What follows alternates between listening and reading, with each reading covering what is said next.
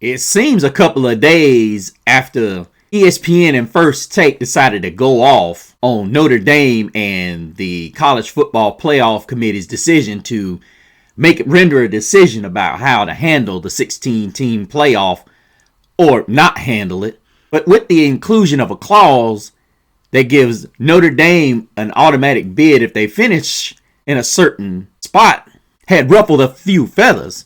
And with the critique of myself and many other around Irish Nation, it seems to have cooled off a little bit, but not around here. Because in the immortal words of my buddy Bruce, you should have left well enough alone. These stories and more on part 2 of this Why ESPN Hates Notre Dame continues on this edition of Talk Like a Champion.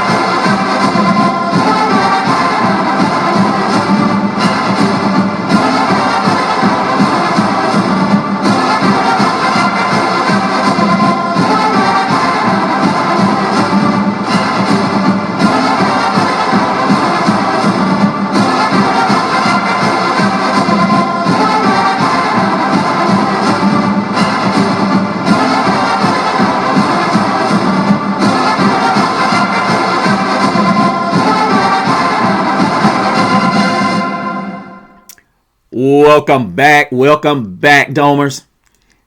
Thank you guys so much for joining us here on another edition of Talk Like a Champion. Again, you are joined by the one and only Mr. CeeLo. And Domers, I hope you guys had an awesome weekend. Hope you guys are staying warm because it's cold down here in the South. That's right. I can only imagine what most of you guys up above the Mason-Dixon line are dealing with. But above all, you guys be safe. Please.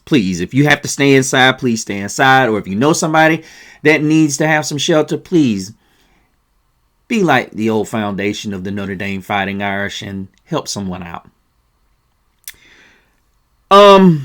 Before I get into comments and thanking everybody who's in there, I got to do this because the history of Notre Dame, and when Stephen A. Smith on his show said, "The Fighting Irish," I don't think even many of us fans, I didn't realize until probably a couple of months ago when I started digging for things, and I didn't really look to see why Notre Dame got its Fighting Irish moniker. And there was this gentleman who posted, Bruce from the Format Podcast, big shout out to him, sent me an updated version of the history of how Notre Dame got its name and the history behind it. It's a violent one. Has to do with the Ku Klux Klan. I won't really go into a whole bunch of detail on that, but I'm very thankful for Bruce. When you get great and like minds together, a lot of information flows back and forth. And I'm so grateful for him, as well as Steve, a gentleman they refer to on the Format Podcast as King of the Chat. He's been hitting me up on Instagram and Facebook. Guys, what I really love about this family, and that's really growing, is that when you really start to get out there, you start really fellowshipping and really getting information and exchanging information with great people that have information that you don't necessarily have. And see, my dad always taught me, you can't be the smartest person in your crew, because if you're the smartest, you ain't learning nothing. Advice for all of you. Be the dumbest one in your crew and you'll always come out smelling rosy. But so thankful to Bruce for that. Guys, I'm going to put the link down in the description. I think any of you that love Notre Dame and you really want to see how Notre Dame had its fight in the American resistance against segregation, whether it be against Catholicism, racial backgrounds, whether it be from the Jews or blacks, please just check this out. You got to check this out, because needless to say, Notre Dame is a huge footnote in that. And they don't get talked about enough. And like I said, when you get knuckleheads like Scam Newton and Stephen A. Smith that don't do enough research, and as Bruce alluded to in his very show, which I also put down in the link, you have professional researchers. Now, whether they do the complete research or they just half-ass it, that's not on them. That's on you, because you're supposed to go behind and check them. You the guy that they paying the big dollars to. I can tell you right now, I'm not just going to take somebody's research at face value. I'm going to go back and research it myself, just as Bruce, just as many other podcasters out there do. But I also want to get into, but before we do that, just make sure, guys, y'all go down in the description. It's going, I'm so thankful to Bruce for the format. You guys go by and check out the format, and he did a great show on this as well. Really fact check the crap out of not only Stephen A. and Scam, debunk their lies, much like we both like to do. Very great debater, such as myself, but I think he's way more out there than I am, and I mean that in an intellectual capacity. He really goes down the levels. I'm learning a lot from him and growing from him. Thank you so much, Bruce, for all you do, brother. Then you also start to look at what this gentleman broke down in this show. And guys, I'm going to tell you, go and check it out. I know I've rambled a little bit on that. Many of you probably said, shut up and get to the show. But definitely go down there and check it out. And make sure you check out the format. But let us get into your guys' comments. Let's see. Yo mama's so fat. Good to hear from you again. I hadn't heard from you in a while. Just because Indy has the rule doesn't mean they're guaranteed to be in the top 12. Last season, they would have just been ranked behind BYU. The teams made the playoffs this past season would have been on the playoffs anyway. The difference is Notre Dame wouldn't have dropped after Stanford and dropped again after being off the next week. They would have dropped below BYU after they beat Utah. Good point. And needless to say, we have to keep, and the reason why a lot of people say our beef is not with Miami, well, my beef is with Miami when you say, okay, you can't talk about the two non-power fives if you don't include Miami in that. Because at least the other two teams won their conference. See, this is where I have a problem with Scam and Stephen Ass's take on being in a conference. You exclude that when you say, okay, you're talking about the two non-power fives. They at least won their conference. And I thought Bruce made an awesome point when they talked about Notre Dame's schedule. Boise was a conference champ. Only one team in the SEC can say they beat the conference champ, which happened to be Georgia, and that was Bama. And then Georgia made up that beatdown by giving a beatdown. It really wasn't a beatdown. It was a one-possession game. But good comment, Yo Mama. It's an excellent comment. And one thing I've noticed about the Notre Dame fan base, you guys give really good responses. And they're not what you would call subjective. They're really, really in-depth. Really in-depth. Indie haters just can't get this. And you're absolutely right. They don't understand. I don't think it's they don't understand. I just think it goes over their head. Nobody said Notre Dame's getting an auto bid. We still got to handle business. I'm trying to figure out where it says that we get an auto bid just by existing. Scam sitting here talking about they go 10-2. And we're going to get into that. I don't want to get into him too quick. This ain't going to be quite a long show. It's going to be divided into two parts, but we do have some sad news to report today after we get through. Big shout out to my buddy Brad as well. Robert said, ESPN and their obvious preference for all things SEC doesn't realize how their engineering of leaving Notre Dame out of the playoff is going to bite them in the SEC in their rear ends. Notre Dame has the largest fan base worldwide, and those conference schools have a very limited regional fan bases. Notre Dame applied to be in the Big Ten 4 times in the early 20th century and was rejected because of prejudice against Catholics. So Notre Dame built their own huge fan base, and the money that comes with that is bigger than all the rest. ESPN, you effed yourselves, and you deserve it. ESPN, eat. Well said, Robert. I couldn't agree with you more. And, you know, part of the history that makes Notre Dame such a unique program is the ability to not only rebel against what's wrong, and guys, let me tell you, the history of Notre Dame, whether it be them going against the grain when it came to the KKK, or being able to be pushed aside and being considered the outcast, much like what Robert said about the bigotry and the prejudice against Catholics, you see them build a brand now that is arguably one of the best in all of sports. Bruce brought this up on his show. Guys, I am proud I support this franchise. And you know, the beautiful thing is, even when I was a kid, you guys remember that NCAA football game by EA Sports? If you get the case and you look on the back of it, you can see the NCAA and then you see the Notre Dame trademark back there. What's really awesome about that is that's unique to us. When you include Notre Dame in anything, it's by itself. It's independent. And what's unique is everybody's bothered by that because of the brand. And I remember Steve, I'm going to call you this, Steve King of the chat said, nobody, and Bruce added to it, nobody's bothered with UConn because of their independence. That's an absolutely good point. But you know why they're not bothered with UConn? You know why? That right there. That right there.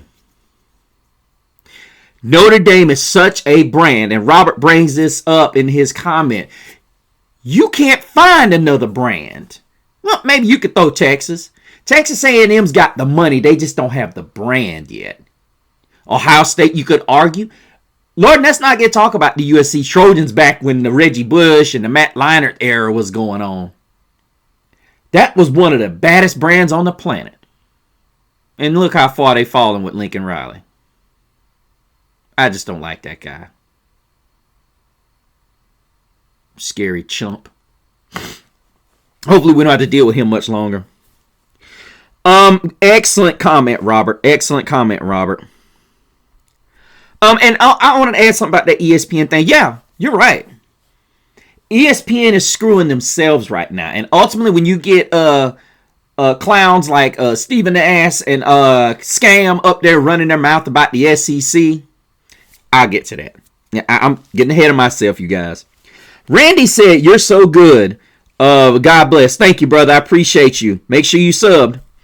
Then, of course, there's my buddy Brad, whom I talked to on Saturday. Hope you're doing good, bud. Stay warm. And you wish the dogs would put ND on the schedule.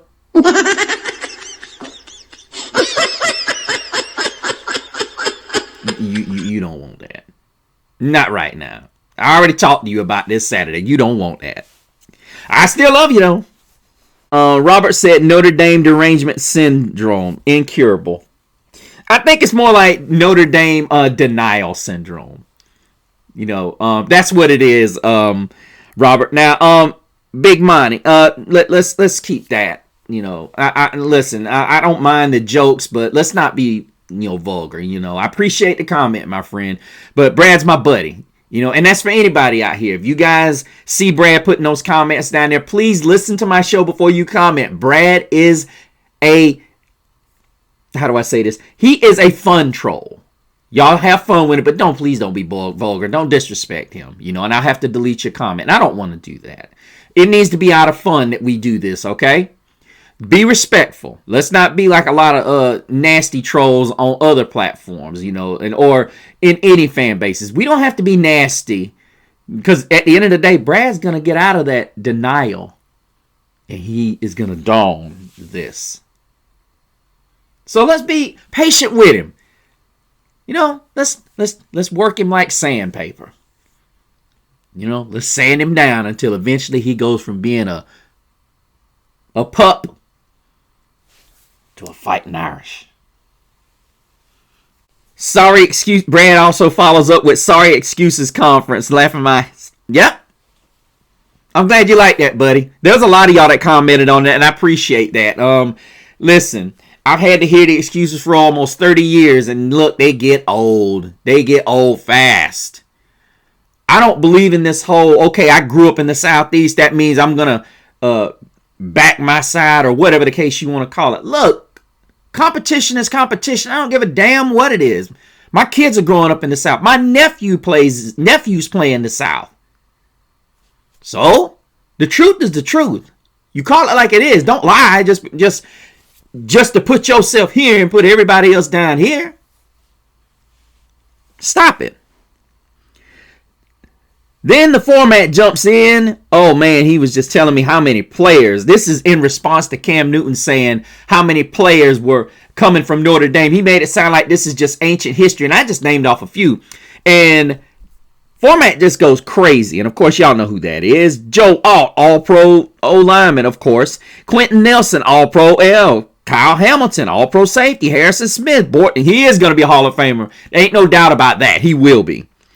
Xavier Watts already balling out in Atlanta. Zach Martin, future first-time ballot. Absolutely. I totally agree. Totally agree when you think about...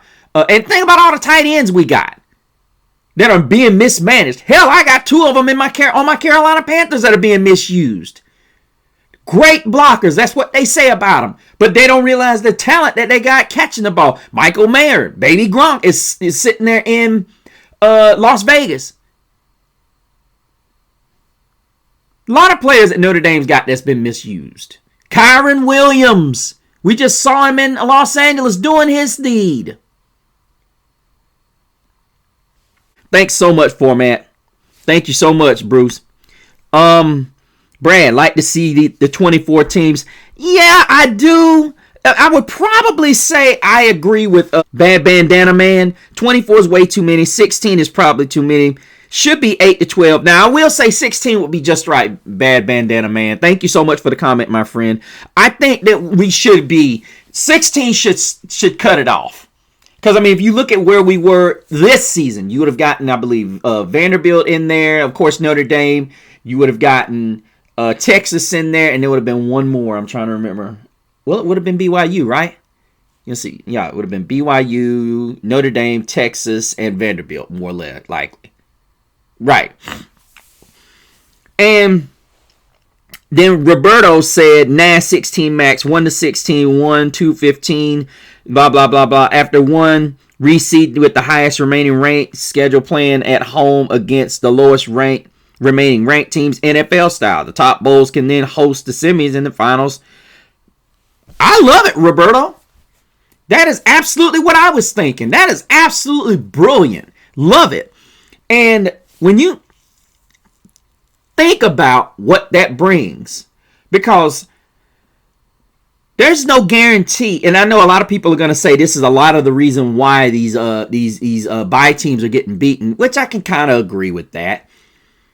But I'm going to be honest with you. I've been saying since its inception, that bye is not good for you. Because you think about where this thing is going, you get almost 3 weeks in between your next game. And that's if you play on championship week. You nearly get 3 weeks off before you play another game. Well, it's like 2, but it's almost closer to 3, 2.5 if I recall correctly. 2.5, something like that. And if you're not playing, like a lot of these teams won't be,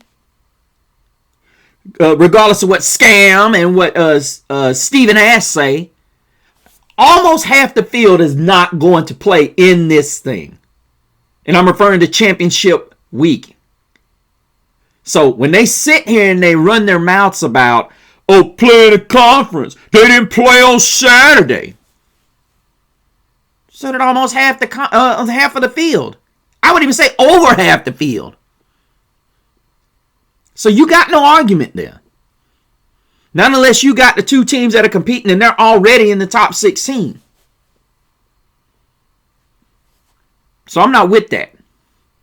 I'm not with that whole sitting here requiring being in a conference. To me, it just sounds like you pissed off at Notre Dame's independence once again. But I'm not going to go off on that tangent. We all know what that is. Great comment, Roberto. You guys y'all are fighting for the y'all are fighting to be on my wall back here. I like that. I really like that a lot. Let us move forward. Now, Brad, why you gotta be talking about my show, man? Why you gotta be talking about my show? We talk like winners over here. We talk like champions over here, baby. And then your mama so fat replies, Cam Newton does talk like a loser. I like that. I like that, yo mama. I like that. That's a good one. It's a very good one. He does talk like a loser. And of course, Brad saying howdy. And then Format rolls up in here again with I love it.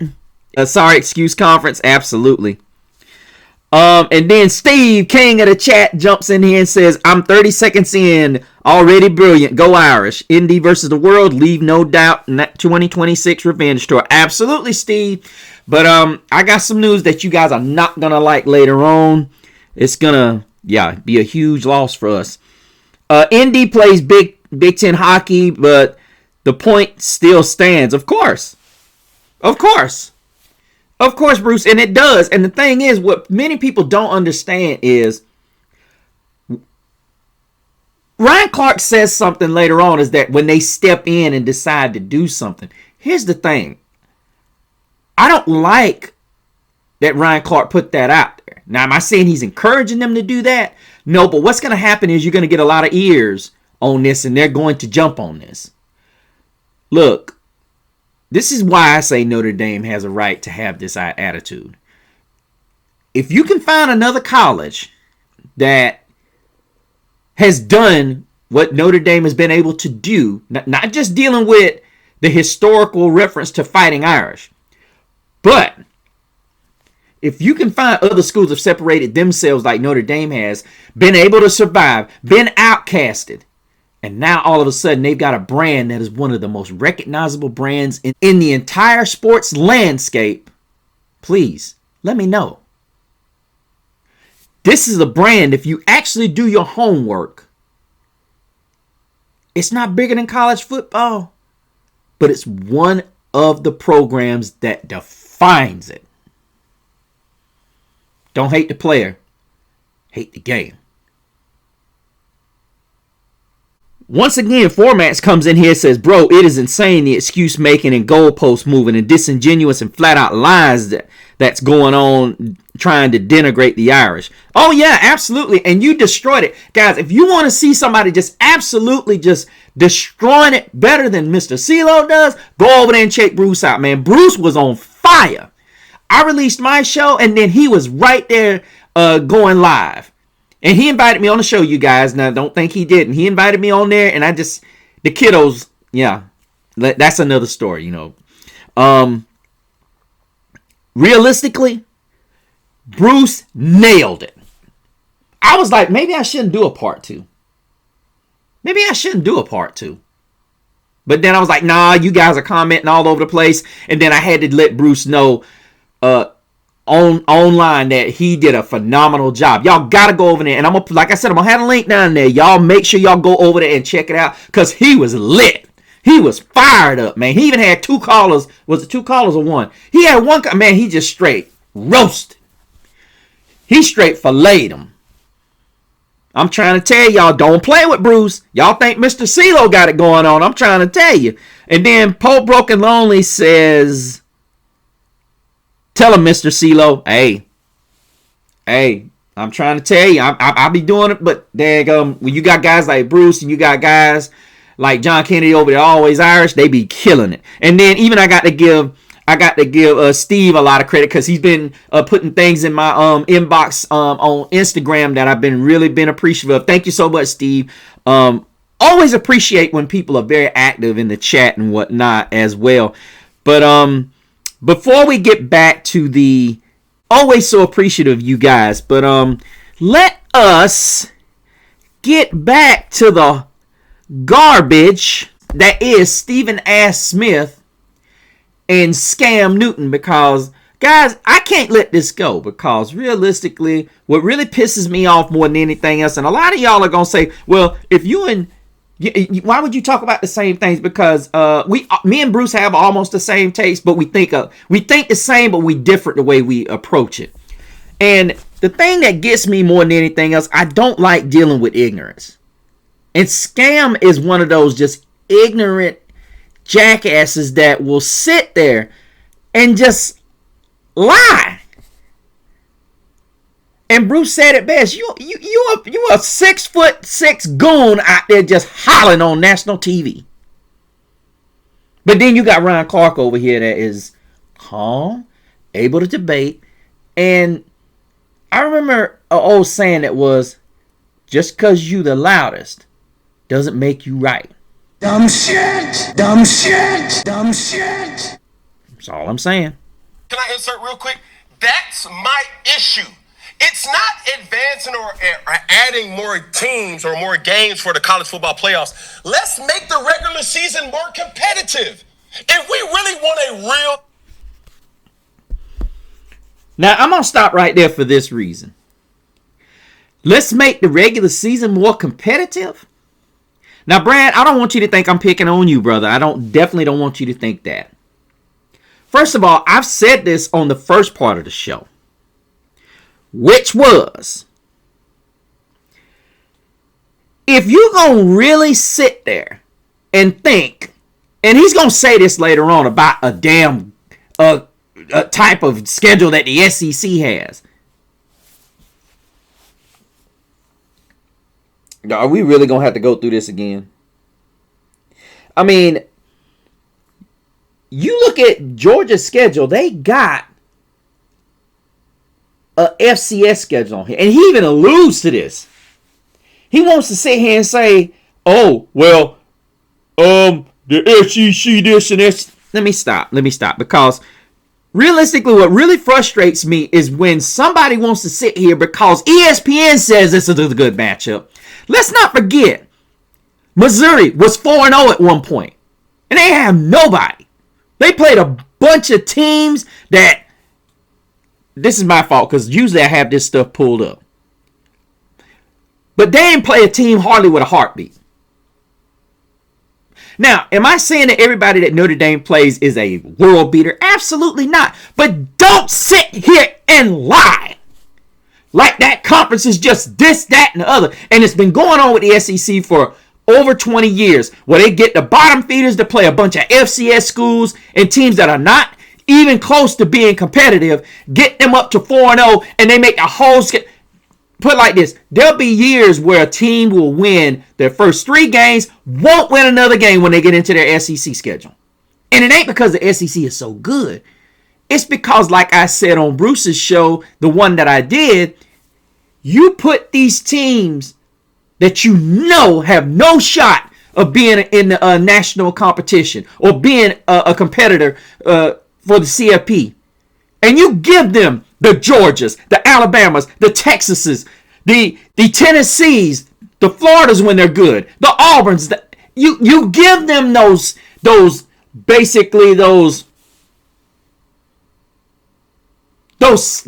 sacrificial lambs. They become that. That's what Arkansas was. Everybody was waiting for when Notre Dame and Arkansas had their shot. Everybody in the SEC, because even Notre Dame knew how big that game was, because we had already lost by 1 point to Texas A&M. See, that was the Notre Dame team that had gotten their feet under them. That was the Notre Dame team that had Tay Johnson starting at the safety position. And realistically, that was the Notre Dame game where you see C.J. Carr taking a step forward.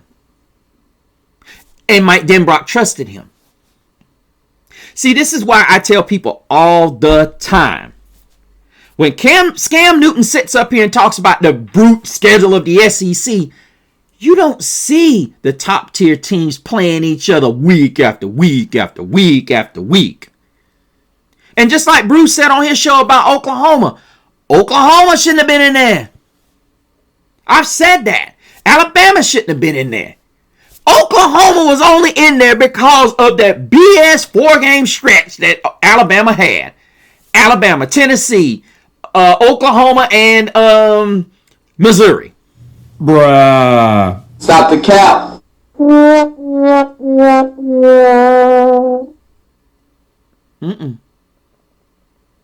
We all know why Missouri is undefeated before they finally play somebody in the conference.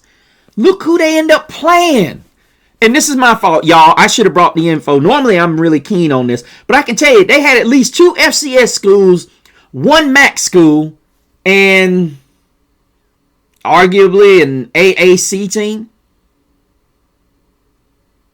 Look, when it matters most, and Shea gets to this point, you don't get it done. True national championship, just like we find out who's the best team in the NFL. Every game is competitive. My issue is non-conference matchups don't matter. You can't play a Bethune-Cookman and that goes against your record and then you say, okay, we're 10-2. But at the same time, the thing that makes people SEC biased, primarily myself, is knowing that week after week after week after week, there's not another conference that has to play that element of competition. Here you go with another lie. You can sit here and call it what you want. Let's look at, and I'm going to keep throwing Arkansas out there, and this ain't no disrespect to Razorback fans. See, he said with that kind of competition.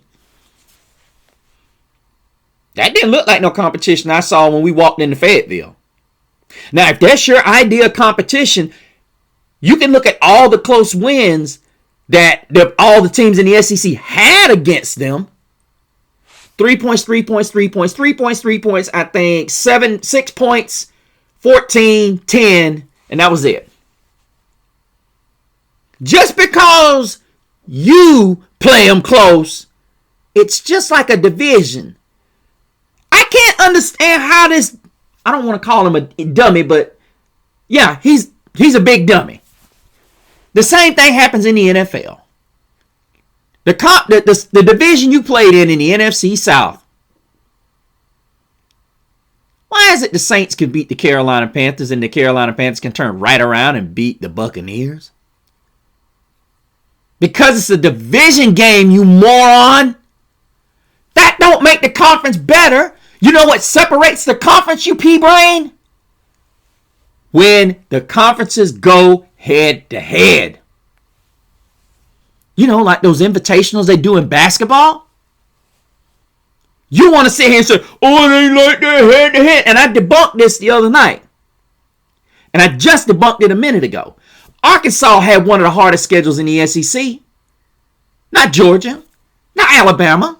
Not Vanderbilt. Not Missouri. Florida had one. I wonder why. And then you had them ranked in the top 15. Hell, I think they were 2-0 at one point? See, then you brought up something that you actually indicted yourself on. You know, well, it's a Bethune-Cook. I love how you minimize the inflation of your schedule when it's the SEC. See, the SEC don't do what Notre Dame does. You want to sit there and say, handpick the schedule? And see, we talked about this on your show. Nobody travels that mileage that Notre Dame does. See, Scam, you don't take that into account. And I've said this numerous times on this show. From sea to shining sea, from north of the border to south border, we take on all comers. And unfortunately, the SEC and a lot of teams don't want none of this. You sitting here crying about the level of competition. Here's the thing, Scam. If the competition is so good in the SEC, and I keep saying this, how come you can't beat other top teams and out of conference?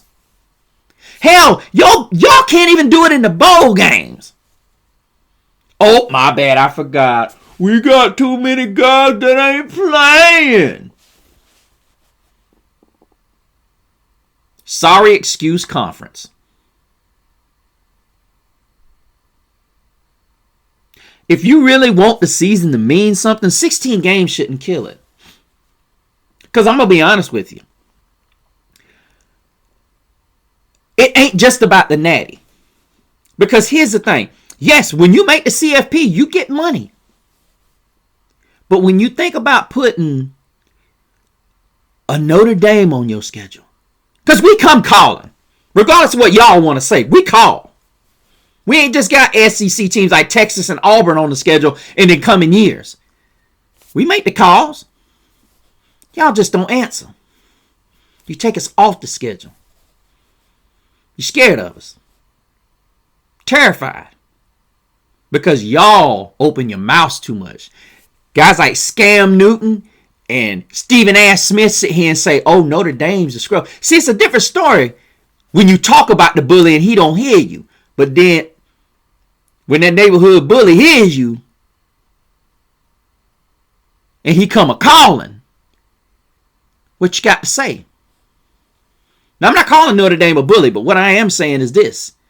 You need to keep your mouth closed if you ain't going to step up to the plate. And right now, certain people in the SEC don't want this smoke.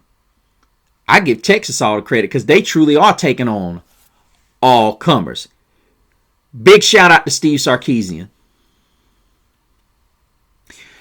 One more set and then we're going to move forward because honestly, I don't want to spend much more time on this because we've roasted them enough. But I had to give y'all part 2 of this. Notre Dame has to play 3 to 5 SEC teams in a given year, SEC teams in a given year, Big Ten teams in a given year. I'm fine with Notre Dame. But he said if Notre Dame played 3 to 5 SEC schools or 3 to 5 Big Ten schools. Here's the problem with what he just said. If you really looked at their schedule, and that being the SEC, and even the Big Ten, no disrespect to the Big Ten fans, you had Indiana face off against an Oregon team. You had them face off against a Penn State team that gave them all they wanted. And I don't count the Big Ten championship. Ohio State relatively had a really soft schedule this year. They really did. And I think ultimately, and this ties into what I'm going to say, you guys. I believe, now this is just me, you guys. I believe it legitimately hurt them. And to the point of many people, when they say a team loses a football game, they should be out, or whatever the case may be. I think when you look at, and this is the point that I make about Ohio State, Notre Dame, and even a team like Miami.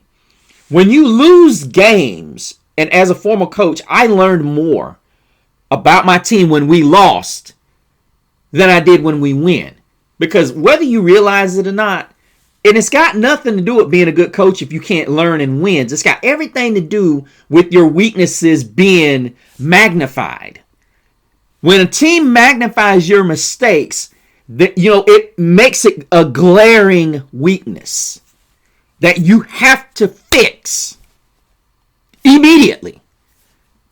Now, see, when you look at Miami's weakness, you look at their weakness, and which was their secondary. I don't care what anybody says. And they got away with a lot in that game. When you look at what I said last year about Miami not getting into the college football playoff on my other show, their secondary was a liability. That defensive front was so good, and their blitz packages were so dynamic and capable of good disguising. You didn't have nothing to do with it. They have nothing for you. But that Indiana offensive line, as underappreciated as they were, they knew what to do. Now, how does that tie in? Now, everybody's going to say, okay, well, Indiana went undefeated and Ohio State lost to them. You would have thought they would have learned more from their loss. And honestly, they didn't. You have to learn what's with that schedule that they had. You only had a couple weeks to fix what you needed to fix, and them being Ohio State. And not to mention, you're coming off a loss, and you're already going into an intermission because you're on a bye. Indiana was still playing great football. They didn't have anything to fix. But here's the thing. They got challenged when they went to the Autzen Zoo and beat Oregon. Whereas Ohio State really didn't have any challengers this year. So when they lost that game because of coaching incompetence, yes, and the same thing reared its ugly head against Miami. See, because realistically, when you don't have a team that is far superior than the opposing team, the guy between the headsets is what's going to make the difference. Now, do I think Mario Cristobal outcoached Ryan Day? You could argue. He figured out more ways to get the ball to Malachi Tony than Ryan Day figured out how to get Jeremiah Smith the ball. To me, that's just, yeah. But what I'm saying, guys, is when you don't play quality competition and it doesn't expose you, you go into a real game that means something. It's winner takes it all. Winner go home.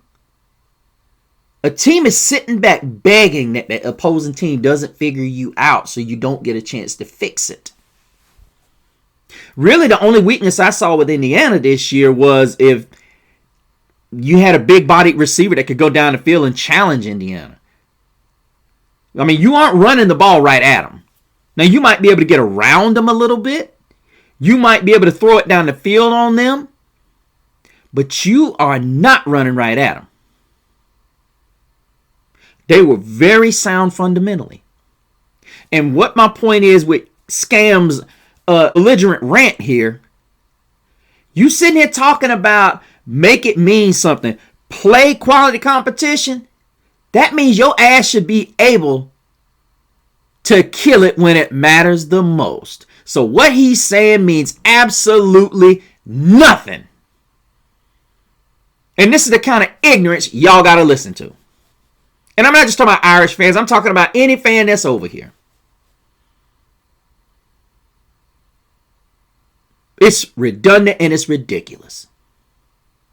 Y'all deserve better than this. They ought to be ashamed of having him on national TV. He's a disgrace.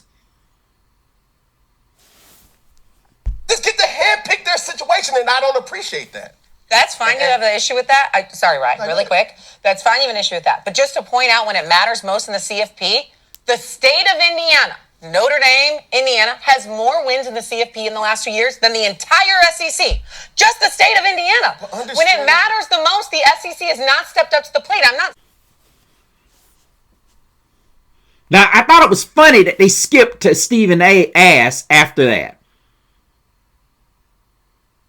Indiana has more, the state of Indiana, that includes Indiana U or IU and the University of Notre Dame, has more wins in the CFP than the entire SEC. But you talking about us handpicking our schedule. Now, I will say this. Bruce partially corrected me on his show the other night. He didn't call me directly, but I know, I'm not saying he was, but he corrected me, and I stand corrected on this. We don't pick our ACC schedule. We don't. You sitting here saying we handpick our schedule, but I said something on my show that I think a lot of people need to take into account of. Greg Sankey picks y'all's. Just like he can sit here and have a hand in this CFP and tell everybody he's going to be pissed off if this team ain't in the college football playoff. Don't you think he's handpicking the schedule for these teams? Don't get lost in the Kool-Aid. He is just as important in the SEC as he is. He's way more important in the SEC scheduling than he is in the college football playoff. You better believe that. Don't be naive to the garbage. And he sits up here and acts like it don't. Just like he sit up here and deny that athletes in the Southeastern Conference weren't getting paid years ago, which is why we see the disparity in what you would call the disbursement of talent now. How all the talent is just spread all over the U.S. now. Now all of a sudden you hearing them complain about they can't compete with the Big Ten. You can't compete with them now because the gun in the race has already gone off. Before, y'all like Bugs Bunny in that race with the turtle. You took off before you said go. Y'all were buying up players well before it was allowed. You can lie and say that ain't possible, but Bruce on one of his shows, and he and I debunked that lie. Ed Orgeron came out and said that.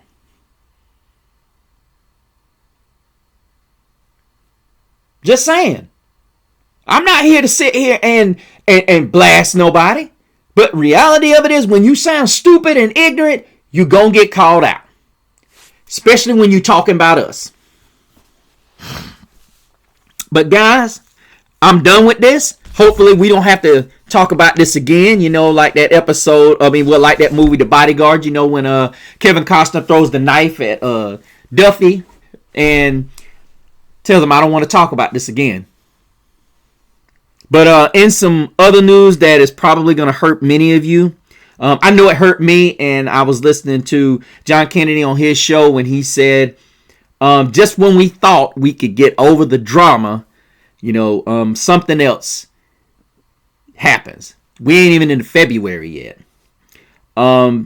Defensive backs coach Mike Mickens, arguably one of the best recruiters, one of the top recruiters in Notre Dame history, a guy who has gotten this program in the secondary in a place where I never thought we could ever get it. When in a world where we're sitting here talking about Notre Dame is just not up to par speed-wise and size-wise in the secondary. One of the guys that was the driving force between getting our secondary guys out there and getting the recruits and just understands the recruiting process has parted. Mickens has taken a job, I think it's with the Baltimore Ravens. And, look, I'm happy for him. But it's just like John said, I'm not happy. It's one of those where you want people to do better. It's just one of those. You wanted to see him get a national championship first. And ultimately, you don't want to see a guy go before he's able to, reap the benefits of what he has. And believe it or not, I'm just going to be, I just think that Mickens was too much of a part of this team to not get the natty first. Now, I'm not saying we're going to go out there and win one. I'm very confident we're going to win it in 26, but he deserved to get his ring first. And unfortunately, he's going to be taking his talents to the Baltimore Ravens and become the defensive backs coach and the defensive passing game coordinator. We can second guess Marcus Freeman as to why he hired Chris Ash as opposed to making Mike Mickens the, complete DC as opposed to co-defensive coordinator. And I second what John said completely on his show, saying why did Marcus Freeman take a shot on him, and how the University of Notre Dame had taken a shot on him, and he'd never been a head coach. And even though Mike Mickens had never called plays defensively, you give him a shot. I just don't know. I'm really in a. As much as I love Marcus Freeman, like I said, I've questioned why we didn't make Mike Mickens that guy last year. I didn't say it openly on the show, but I did wonder. And I never want to question Marcus Freeman's judgment because he's made some really good judgments since he's been head coach. But unfortunately, losing a guy like this is massive. You ultimately want to keep your coaching staff intact. And you definitely lose guys like that as you're winning. You don't see Miami losing coaches, as one guy put it. But, and the thing is, Notre Dame is building such a prominent program we can't keep our coaches. They're going to continuously get gone. We may lose Biaggi, a great special teams guy coming up with all of these crazy trick plays on fourth down. Those are not easy. It's like having a comedy bit. They're so creative. That's what it is. When you see these fake punts on fourth down, they're insane because they look like a comedy show. You almost have to make an ass out of the opposing team to make them work. But Mike Mickens is a great coach. I wish him the best, but this is going to hurt y'all. Mike Mickens was a great recruiter, and it's going to be very important how Coach Freeman replaces him.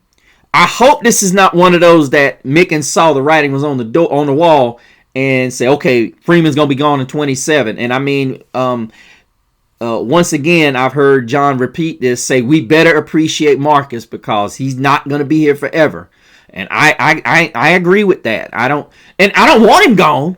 Don't think any of y'all I'm saying I want him gone, but I just feel like, I believe he's going to stay here for a minute. I hope it's a while. We can get a couple of natties. But I just don't know if he's going to stay long term and finish. Be one of those Newt Rockney kind of guys. I would love for him to do it, but I think the NFL is just going to call so hard. I think they're gonna stay at him, and we could be looking at Ryan Day going bye-bye soon.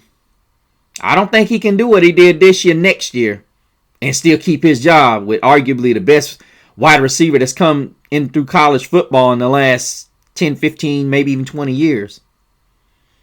He ain't going to be able to come up short next year. And this should have been our year. But I'm wishing Mike and Mickens all the best. And hopefully Coach Freeman's got somebody on deck that can be just as good as Coach Mickens. Thank you for all you did, my friend. And hopefully you do well in Baltimore. But yeah, guys, that's going to do it for the show. I've done my ranting on Scam Newton and debunking his BS. Make sure you leave your comments down below. If you are a first-time viewer, make sure you put your name and where you're watching from. If you got snow, please let me know. If you're out in sunny California, I can't stand you right now. If you like the show, make sure you give it a thumbs up. If you subscribe, make sure you put your name down there so I can give you a huge shout out on the show. Make sure you go over to our Facebook at Talk Like a Champion and join the show, as well as go over to the group and join the group. Finally, make sure if you want to keep up with me, like Steve in the chat, make sure you go over to Mr. CeeLo, and so you can keep up with all of my other shows and all of the off-season shenanigans that I will be caught up in. But until we meet again, may the road rise up to meet you. May the wind be always at your back. May the sun rise warm upon your face. May the rains fall soft upon your fields. And until we meet again, may God hold you in the palm of his hand.